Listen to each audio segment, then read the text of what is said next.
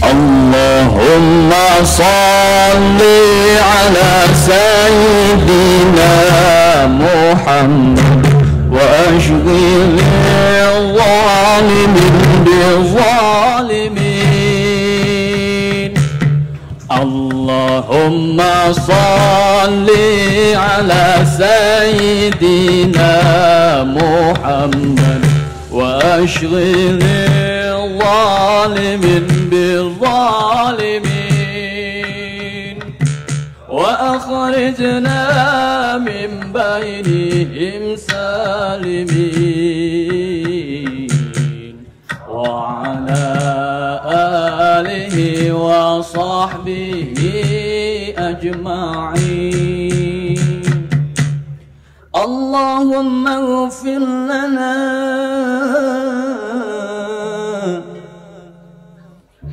اللهم اغفر لنا يا غفار يا غفار.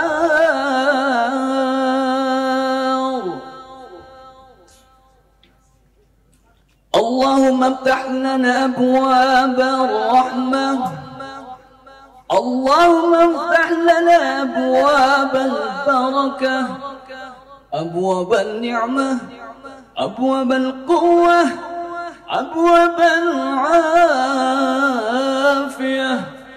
وأبواب الخيرات، وأبواب الخيرات، وأبواب الخيرات.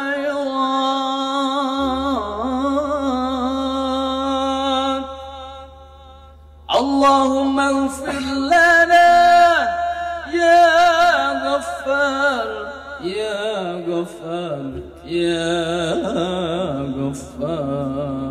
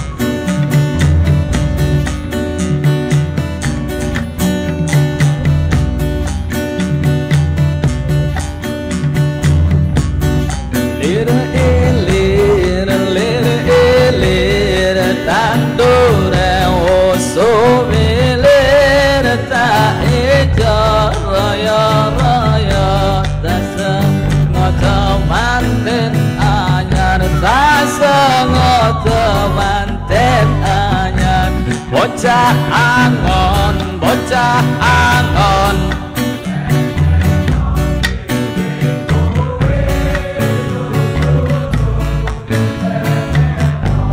kanggo basuh dodot sira, kanggo basuh dodot sira.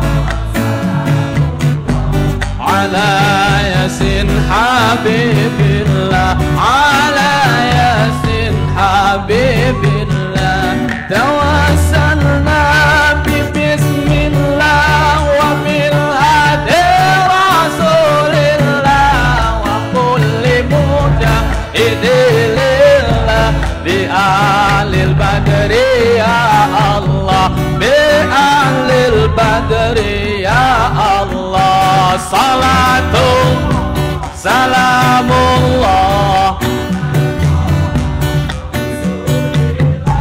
salatullah salamullah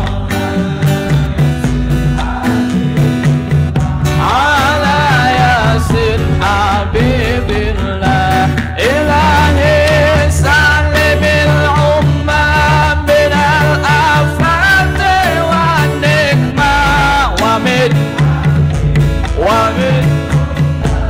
bi ahlil badri ya Allah, bi ahlil badri ya Allah. Salatullah salamullah ala taha rasulillah.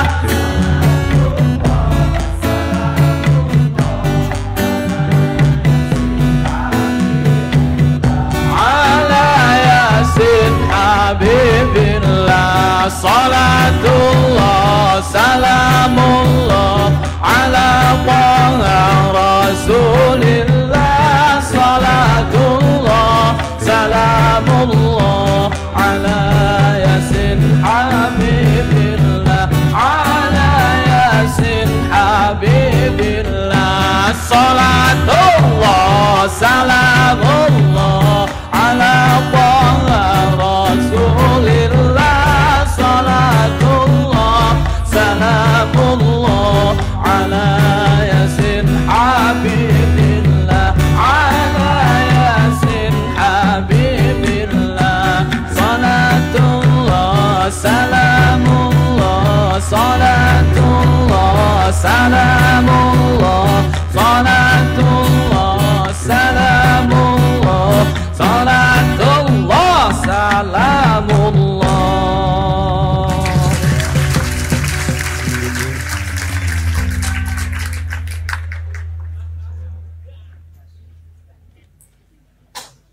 Saya ngerespon dikit gini. Saya tidak mau ada detik di mana kita tidak mendapat hidayah dan ilmu dari Allah Subhanahu wa taala. Tadi kan tema kita yang terakhir adalah Ma'iyah ini gimana baiknya, mau gimana terhadap situasi yang sekarang. Terus ternyata kelompok kita namanya apa, Mas? Ternyata beliau menjawab itu tanpa seorang pun menyadari bahwa itu jawaban terhadap pertanyaan kita. Jadi tadi yang pertama itu sholawat asghil namanya. Asghil itu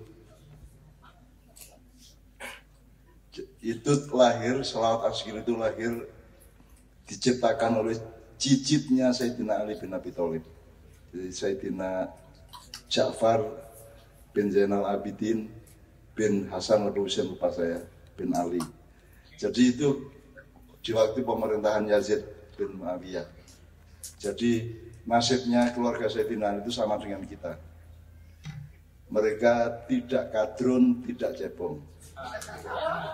Mereka tidak Jokower, tidak anti Jokowi. Mereka berdiri di tengah-tengah untuk menciptakan kesadaran dan keseimbangan, gitu, seperti Mubarak tadi bilang. Tapi itu justru orang yang berada di Katulistiwa itu kan disalahpahami terus sampai yang selatan menganggap dia utara, yang utara menganggap dia selatan. Dan begitu nasib saya dan Ma'iyah semuanya. Jadi kita selalu disalahpahami, atau kita dimanfaatkan oleh kadrun, atau kita diinjak-injak oleh cebong. Kemudian yang membuat kita diinjak-injak itu karena kadrun yang membasari konten-konten tertentu. Nah sementara Ali dan sampai cucu-cucunya itu tidak pernah ngadrun maupun nyebong. Nah kita juga begitu, kita ini berpihak kepada Republik Indonesia, berpihak kepada rakyat Indonesia secara keseluruhan. Jadi kita tidak pernah berpikir dan tidak pernah mampu melakukan politik golongan. Karena Rasulullah sendiri kan memang datang untuk menghapus firqah-firqah itu.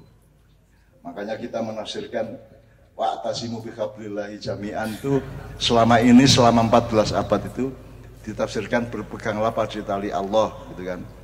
Itu fokusnya. Kalau fokus kita tidak jami'annya, berpeganglah pada tali Allah bersama-sama. Bersama-sama, jami'an. Baru wala tafarraqu kan itu. Jadi kita ini memang tidak ingin bikin. Saya sudah menyatakan tahun 90-an di Malang, di depan Bupati Malang waktu itu. Pokoknya sampean jangan cemas sama Ma'iyah ini. Ma'iyah itu tidak ingin menyaingi NU, tidak ingin menyaingi Muhammadiyah, dan tidak akan menjadi golongan apapun. Kita ini menemani semua golongan untuk menjadi satu. Baik satu sebagai umat Islam maupun satu sebagai bangsa Indonesia. Dan umat Islam jangan sampai bertentangan dengan bangsa Indonesia. Jangan mau dimanipulasi mengenai informasi mengenai Pancasila atau mengenai radikalisme atau apapun yang hasilnya adalah memecah belah antara umat Islam dengan yang non-Islam. Nah, kita melakukan itu, Mas Mubarak ya. Kita melakukan mizan wasama arafa'aha al mizan. Kita mencoba menyeimbangkan semua itu dan kita berdiri di tengah di dalam bulatan tauhid ilallah.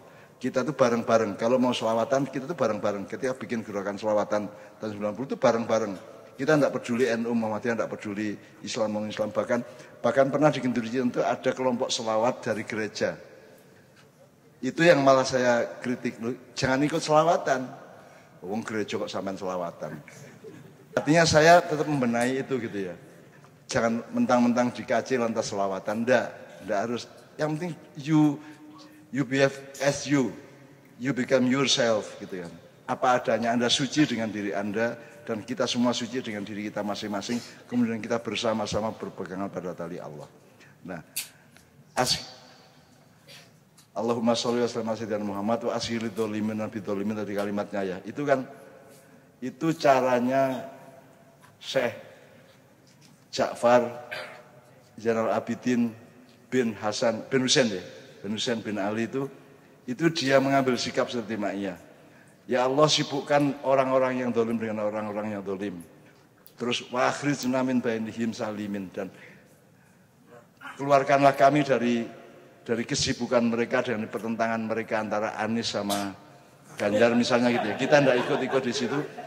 Keluarkanlah kami dari kesibukan itu, wa asyhadu dzalimin wa bidzalimin wa akhirnya min bainihim salimin. Jadi keluarkanlah kami dari kesibukan orang bertarung itu, orang bersaing itu dengan selamat gitu kan.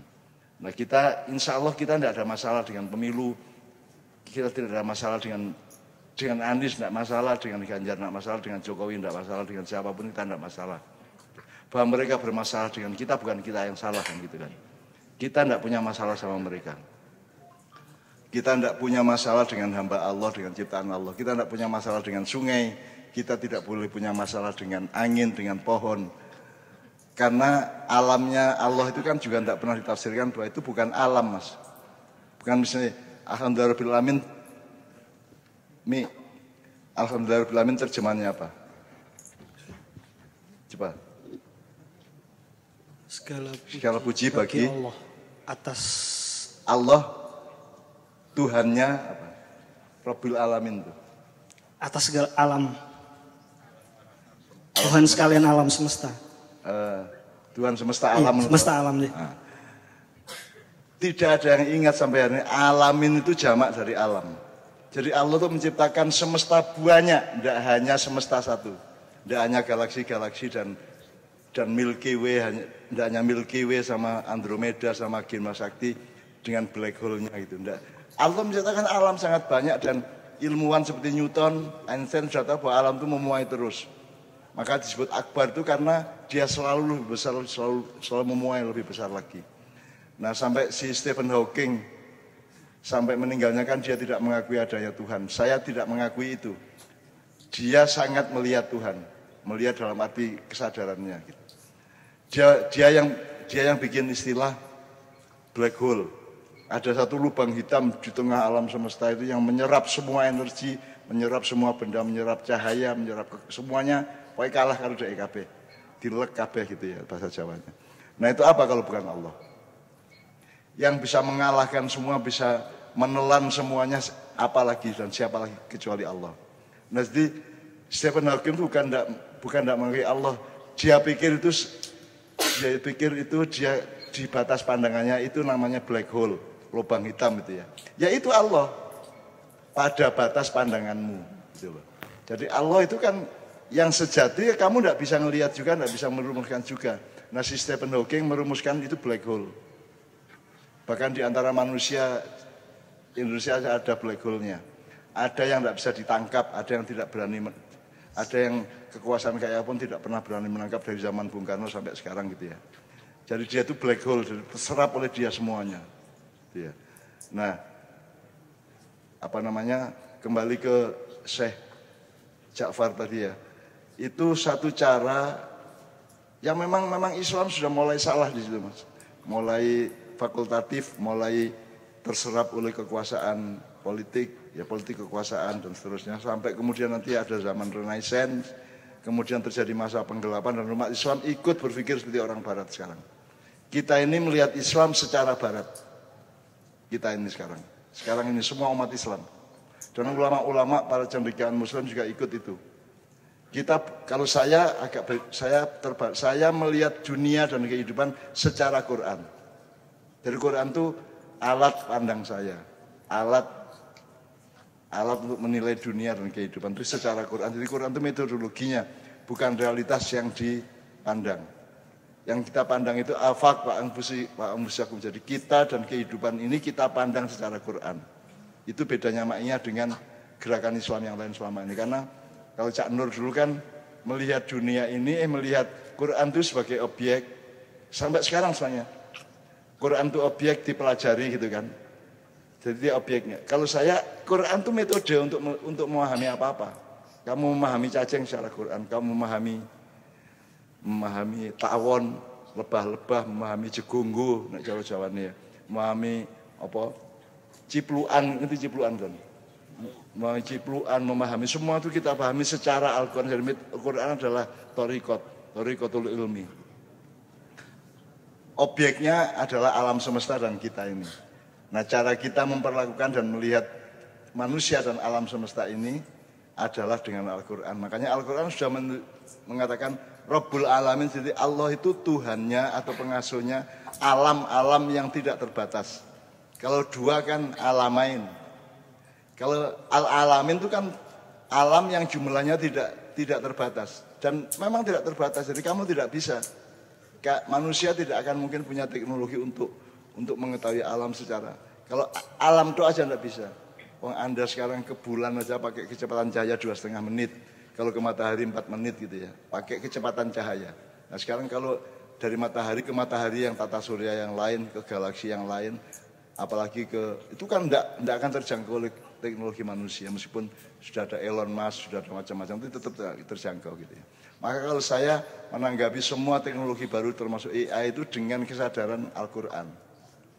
Sebab manusia itu AI, manusia itu cuma punya kecerdasan palsu yang dipinjamin oleh Allah. Aslinya milik Allah.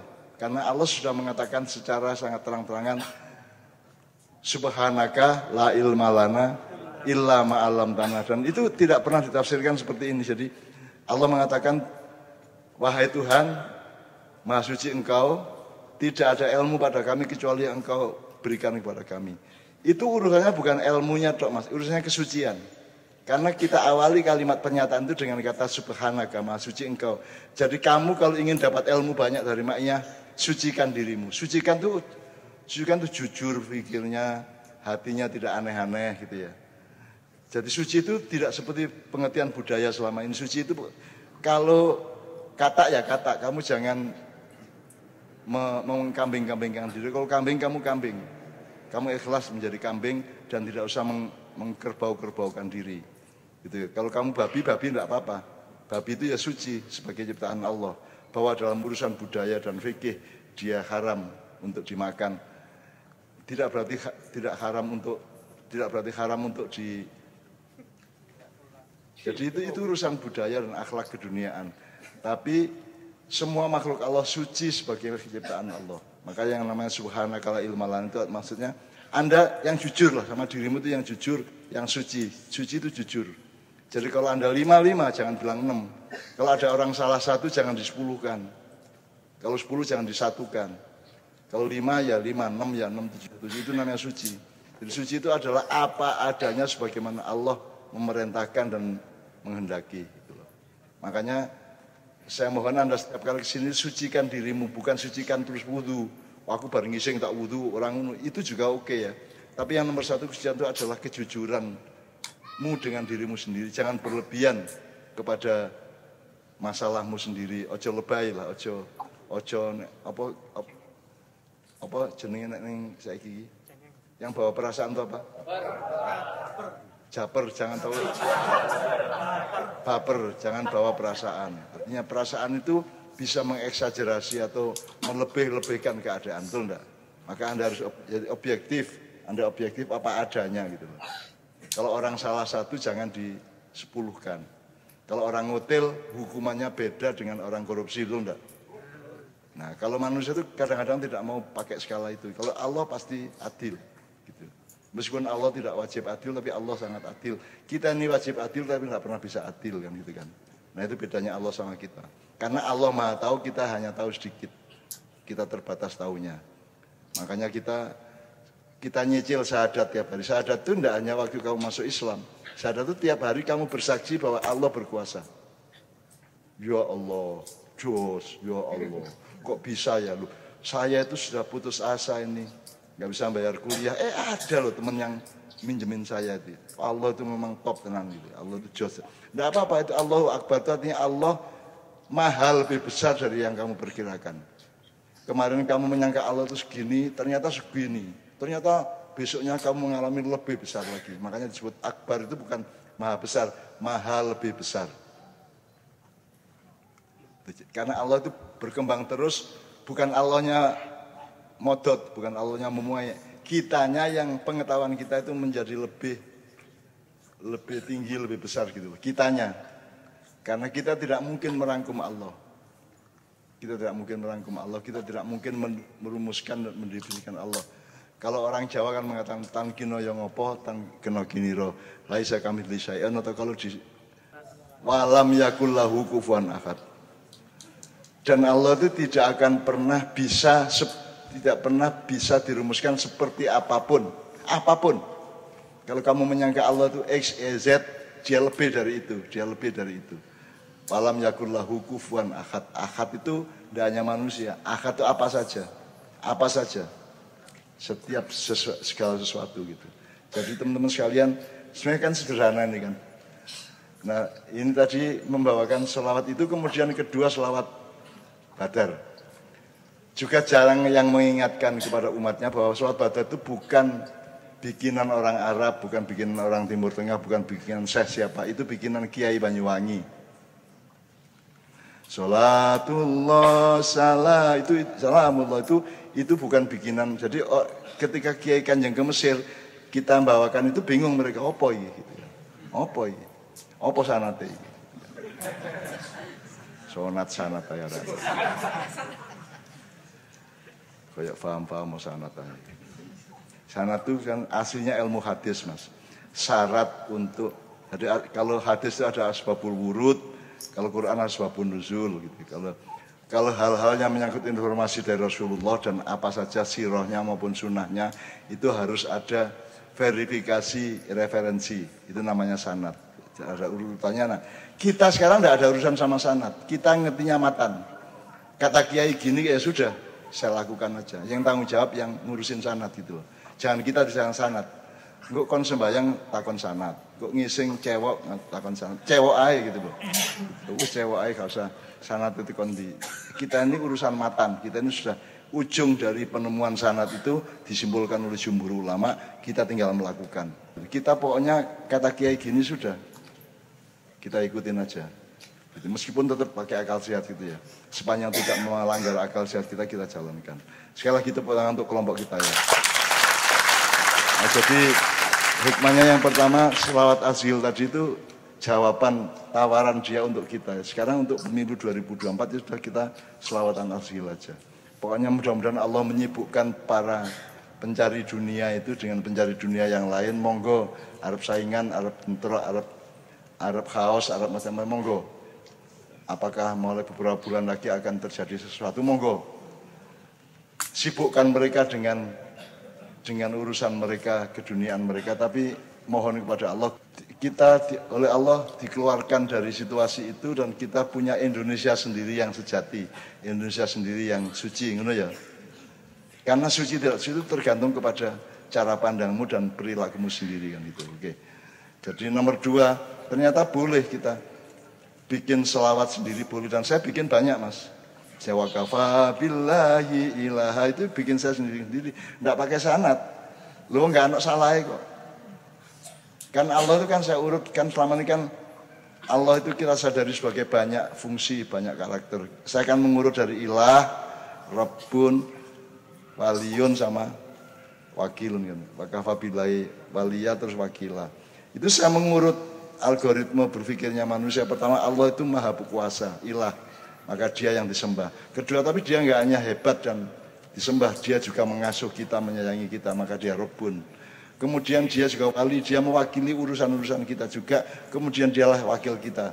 Wakafa billahi wakila. Makanya saya urut seperti itu. Itu tidak ada sanatnya itu ya. Ya saya bikin sendiri sesuai dengan akal sehat saya. Sanatnya ya baru akan terjadi 100 tahun lagi tanya itu sanatnya dari Kiai Syekh MH Najib ngono gitu. Kira-kira seperti itu. Meskipun saya juga tidak akan disebut Syekh, saya akan cuma Mbah. Itu sanatnya Mbah Nun sing gawe awal Mbah Nun gitu loh. Dan saya lebih bangga disebut Mbah daripada Syekh. Kalau saya itu kan mengandung kehebatan, kalau Mbah itu kan tidak hebat. Mbah itu bogang untune gak masalah, ngiler gak masalah gitu. Dan tetap sayang sama cucunya dan cucunya tetap sayang. Dan saya buktinya saya itu seharusnya tidak ngerokok karena sudah stroke. Tapi saya dipersembahin, saya dikasih terus rokok oleh jamaah, oleh cucu-cucu saya, mau gimana? Jadi saya merokok itu bukan karena saya pengen ngerokok, tapi karena saya tidak tega kepada cucu saya yang mempersembahkan rokok kepada saya. Jelas ya? Tidak tega saya sama anak-anak saya yang memberi saya rokok. Terus saya bilang sama Allah, ya Allah niki, kula niki dalam rangka menjalankan cinta kasih saya kepada anak cucu saya. Masa kamu bikin sakit dengan rokok kan gitu. Rokok itu mungkin aja salah dan perlu diteliti oleh semua pihak ya. Tapi jangan salahkan tembakau loh Mas. Jangan terus dilarang menanam tembakau tak kandakno Gusti Allah kon. Ditekani Israel kon langsung.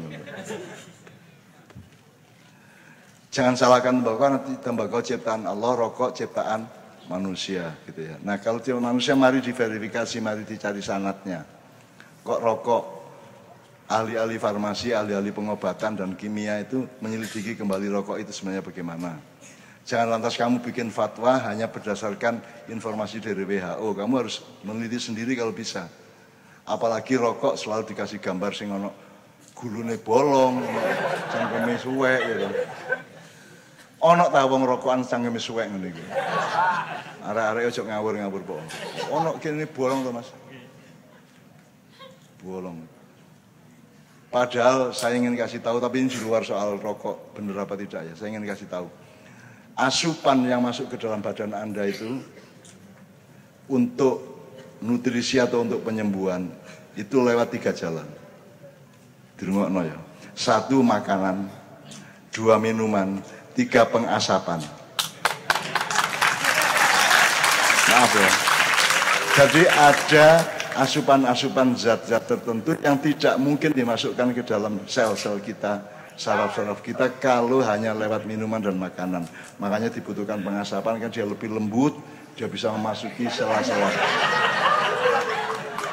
Ini bukan soal rokok loh, saya cuma mengatakan soal pengasapan. Ya. Iwaswisudurinas ya. Oke, sekali lagi tepuk tangan untuk teman-teman kita ini. Ya. Betul.